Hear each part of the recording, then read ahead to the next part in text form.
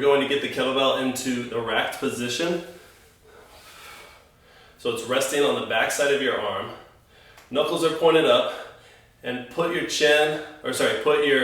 fist directly underneath your chin. Elbow's still gonna be slightly in front. You're gonna go down into your squat, keeping the elbow forward. On the way up, gain some speed, push, and punch the ceiling at the top. When you're coming back down, go under control, slow, and then gain speed, coming back up and punch.